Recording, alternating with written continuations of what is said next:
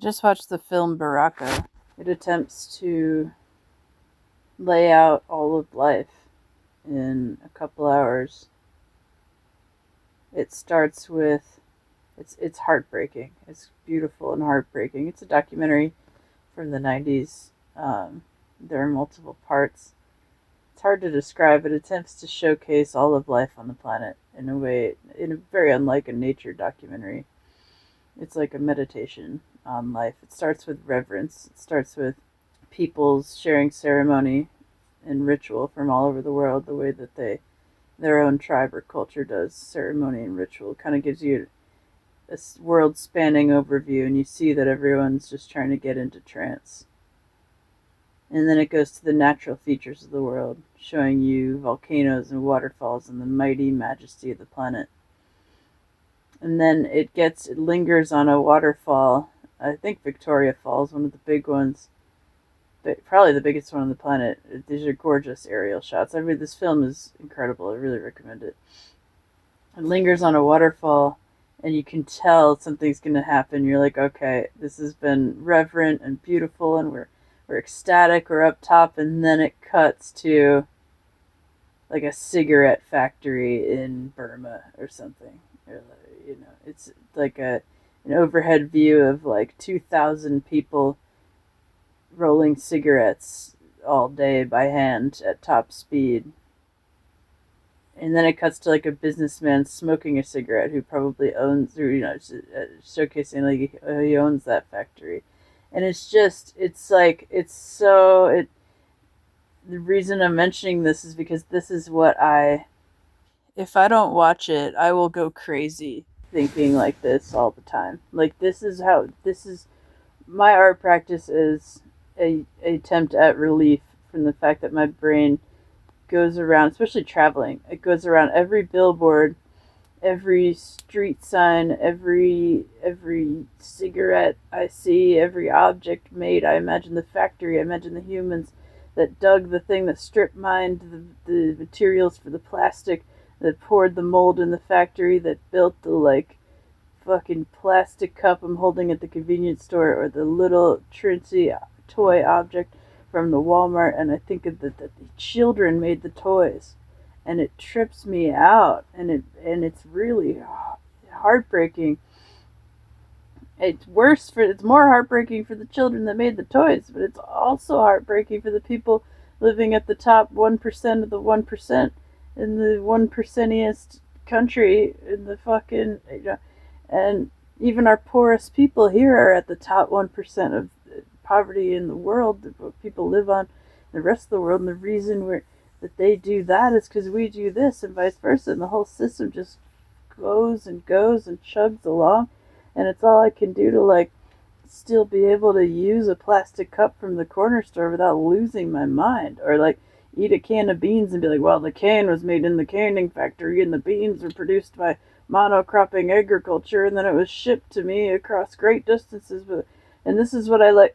This is like, I would say, a darker part of my practice, or at least the part I'm trying to reconcile. I'm wrestling with this because I recently heard a Terrence McKenna talk where he said that a shaman's goal is to synthesize it all.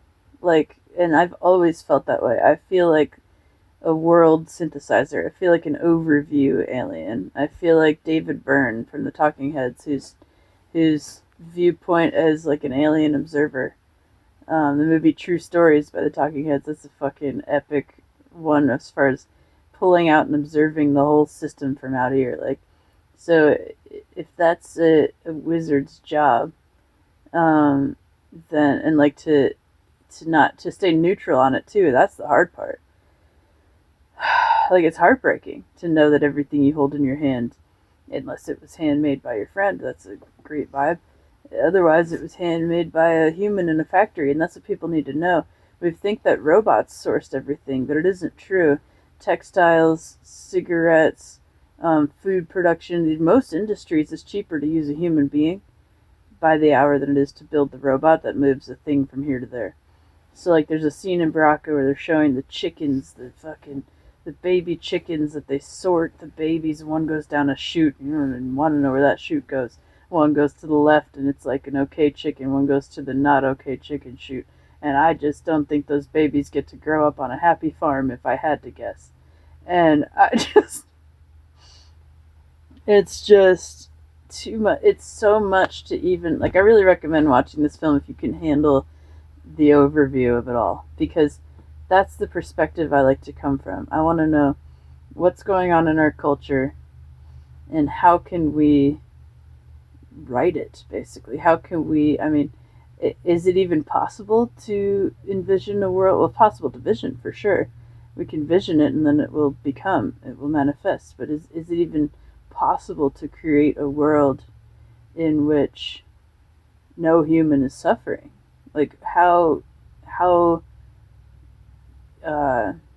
or is the suffering part of it? You know, do we need it to be a yin yang, like 50% suffering, 50% light, and it just balances? But I don't think it's balanced. It seems to be tipping out of balance, right? The planet is unbalanced.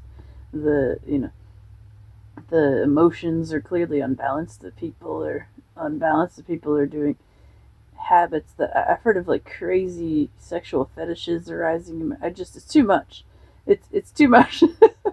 And I don't want to spin out. This isn't designed to trip people out, but it's designed. But I'm interested as an artist in the bigger picture of it all.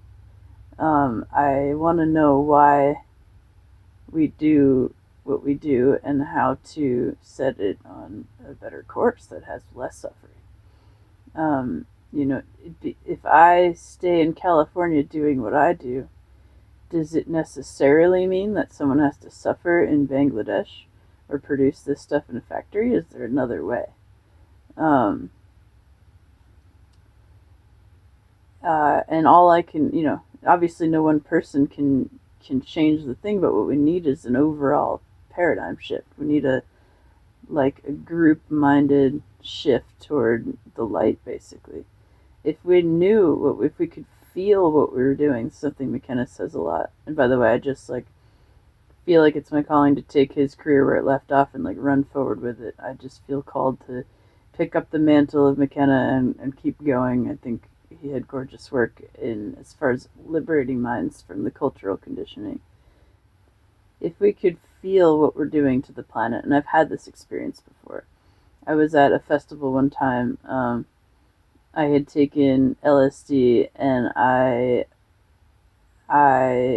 experienced the planet crying for herself. I experienced falling to my knees in the middle of the concert and Gaia just telling me what was up. And she's done this a lot. This is part of the experience. The planet talks to me.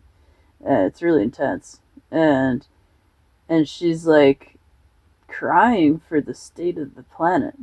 And it's really intense. So at that moment I was able to feel in my body the effect of what we're doing. So it's McKenna always said if we could feel what we were doing, we would stop doing it. For example, if every time we threw a plastic cup in the garbage from the corner store, we felt the pain of the child in Bangladesh that produced the cup. Hopefully not every cup was produced by a child. I assume it's factory driven at some point, but at some point along the way, human beings are putting a lot of energy into producing the cup. And then I every day I see people pick up a styrofoam cup, the fucking 68 ounce, soda pop that's 79 cents. How you even get those numbers in the middle of the desert, I am unsure.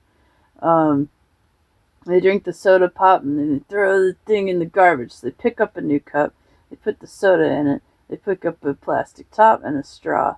So they got styrofoam plastic straw, they pick it up, they drink the thing, and then before they leave the store, they throw the thing in the garbage. And then I use the dumpster at the store to throw my trash out because I'm a pirate. And I see all the soda pops from the day. It trips me out. I see someone come in, they'll buy 10 soda pops in styrofoam cups, and they'll put those in a plastic bag. This is in 2024. All the climatologists have been saying that we already ran out of time. But people, there's no education that it might not be the best idea to buy 10 styrofoam cups for 79-cent soda pops for you and your entire family back at home, and put them in a plastic bag, and then throw the whole deal out the minute you're done. No one in the middle of the desert. No one had the concept that it might not last forever to do that. It might not make it that far. It might not be okay to do. And I just like try not to lose it all the time.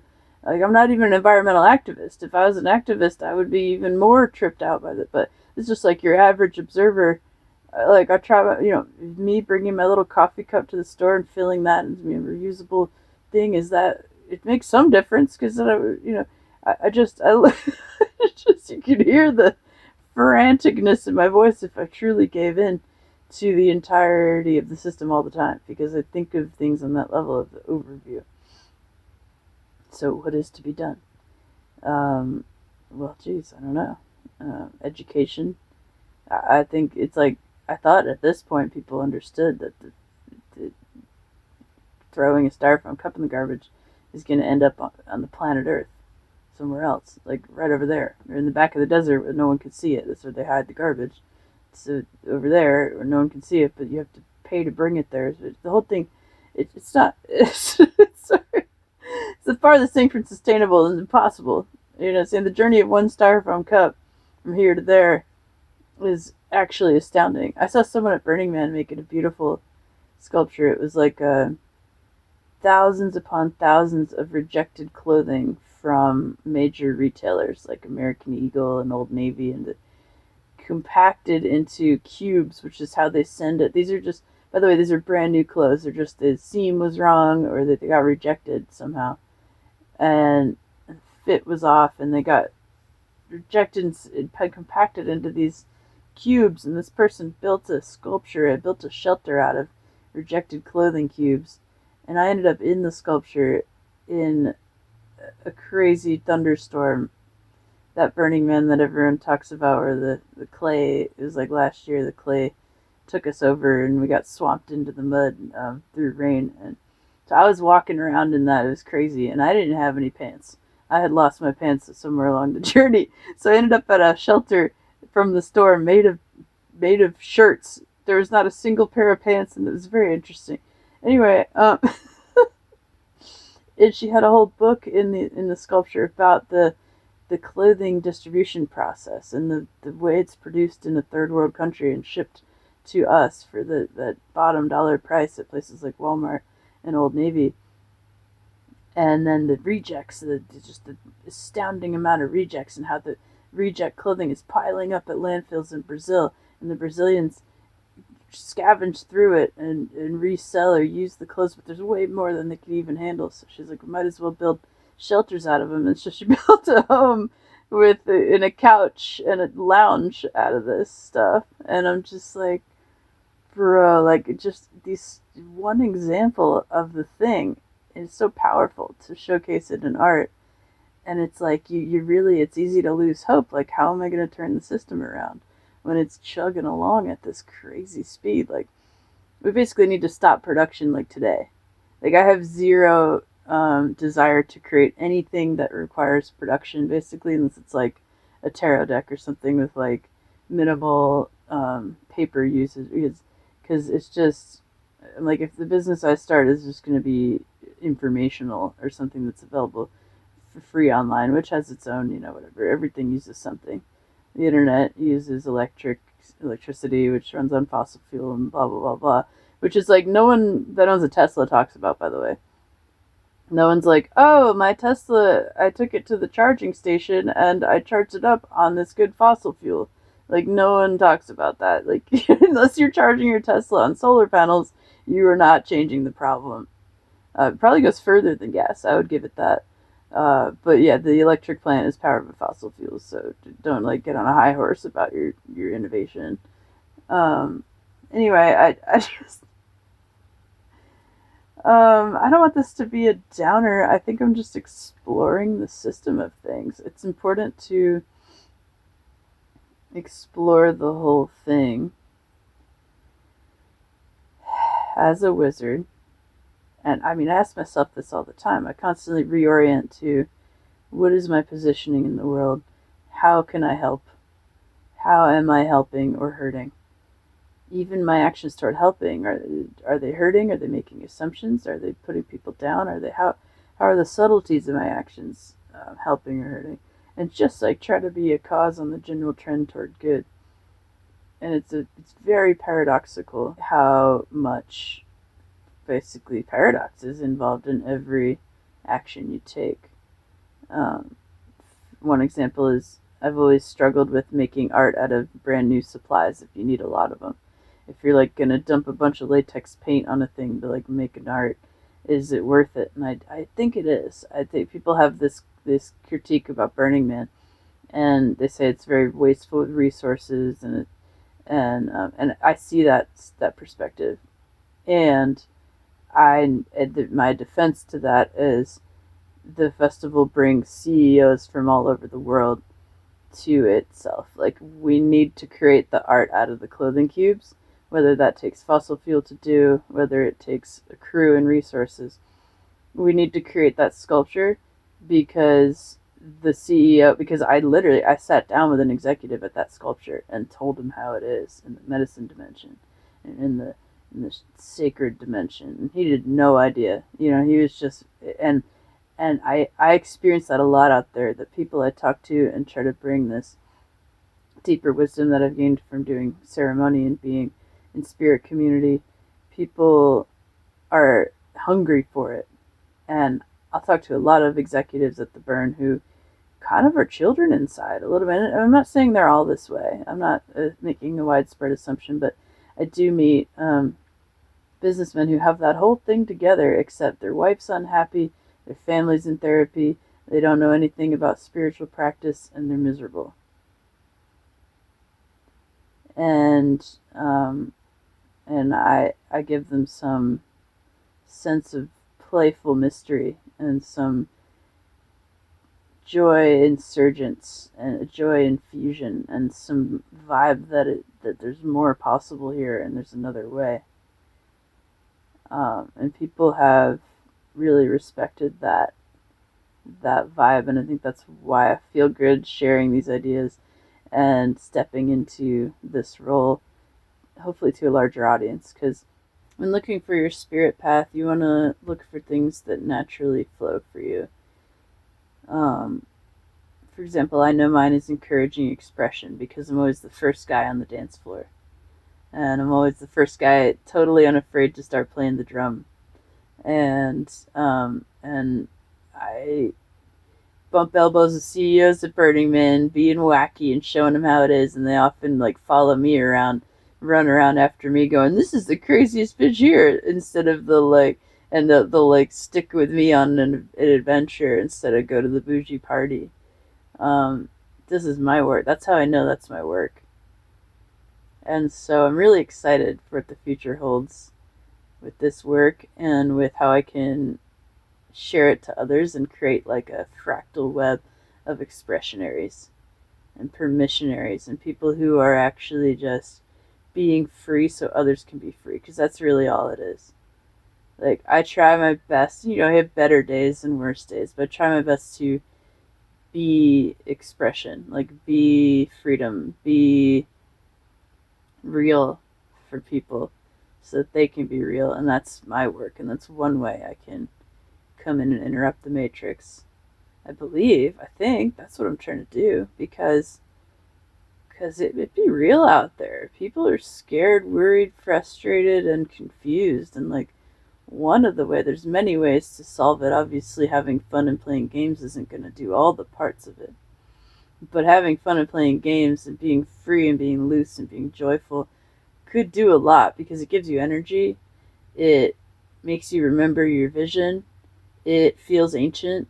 It feels remembering. It invokes remembrance of the old ways.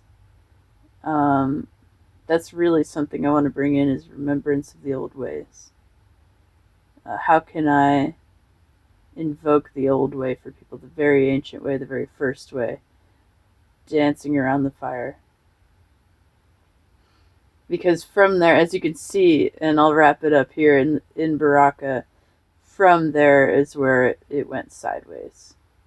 It's really interesting to watch them cut from scenes of primitive tribes decorating themselves with gorgeous beads and face paint, and cut to New York City and the rat race flowing, and they do the like speed up. It's probably where this trope came from of the sped up taxis at the intersection going on the red lights. You know, saying and when they cut from the happy, peaceful, ritualistic tribe to the rat race, it's just really hard to get on the side of the rat race. It's just you like yes, innovation, yes, we can provide for more people, yes, we have to come up with some way to feed and water a large group, but it's really hard to side with the rat race when you see them juxtaposed together.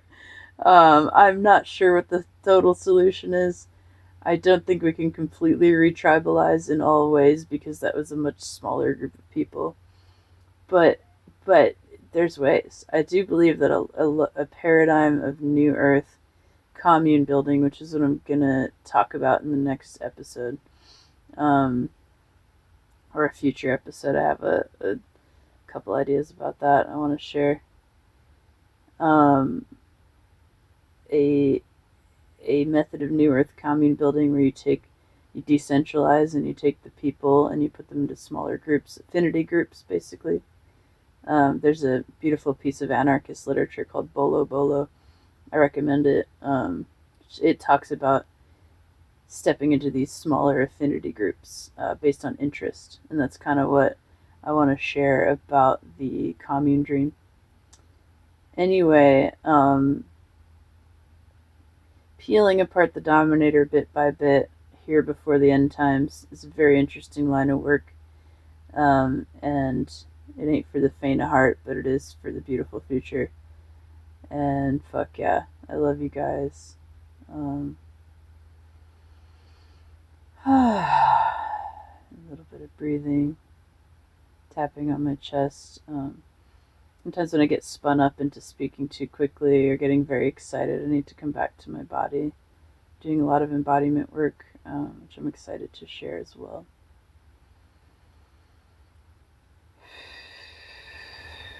Take a couple deep breaths to end the transmission. I'm really thankful for whoever's out here listening, whoever's here with me. It feels really good to share my voice. This is a phone recording quality. It's a little less pristine than previous, but it's just because I don't have the Zoom recorder out and I was here feeling called, here feeling the flow, here feeling the transmission. I paused Baraka to share my views on the whole system at large. And I feel glad I did, because this stuff rattles around in my head otherwise, and it'll spoil and go toxic. So I appreciate the outlet. And so I just want to share that I'm open and curious and accepting of coaching clients on my Patreon.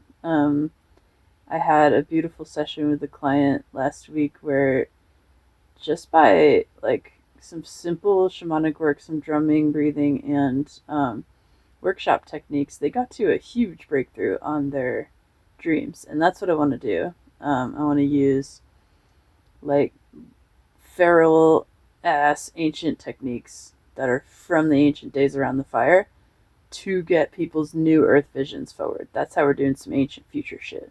We're going to use the ancient ways to bring forth the visions that could change everything. And so that's what I'm offering in my coaching sessions.